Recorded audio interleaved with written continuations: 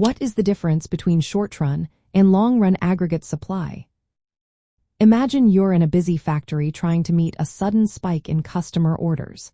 You can quickly add overtime or use extra raw materials to boost production. But if demand stays high for years, you might need to build new factories or upgrade equipment.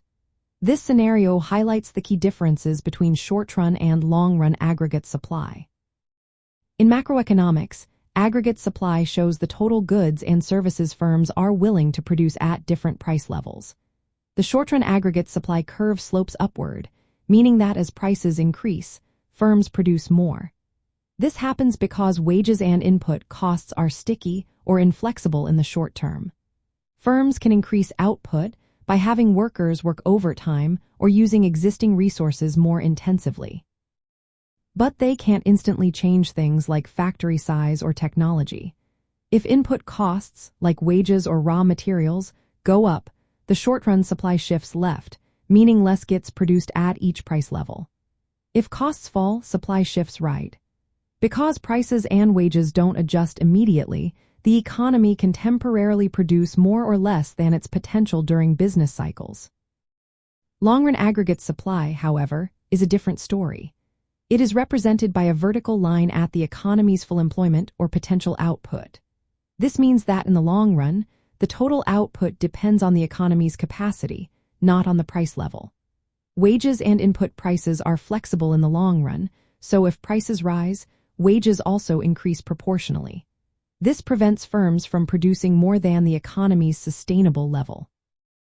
The long-run supply depends on real factors like the size of the workforce, capital stock, technology, and productivity. When these factors improve, the long-run supply shifts outward, indicating economic growth.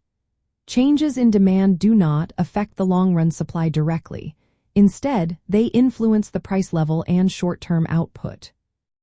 The relationship between the two is important for understanding economic fluctuations.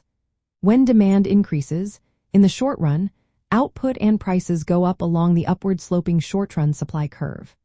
Over time, wages and input costs adjust, shifting the short-run supply curve back toward the long-run supply line, restoring the economy to its potential output but at a different price level. This process explains why economies experience business cycles, temporary deviations from full employment that eventually correct themselves. Policymakers use this understanding to manage inflation and unemployment. For example, boosting demand can increase output temporarily but might cause inflation if sustained. Recognizing the difference between short-run and long-run supply helps in designing policies that promote stable growth without causing excessive inflation. It also clarifies how shocks like rising oil prices or technological advances affect the economy differently over time. In essence, the short-run aggregate supply curve is upward sloping because wages and prices are sticky, allowing output to change with price levels temporarily. The long-run aggregate supply curve is vertical, reflecting the economy's maximum sustainable output based on real factors. This distinction helps us analyze how economies grow and respond to shocks over time.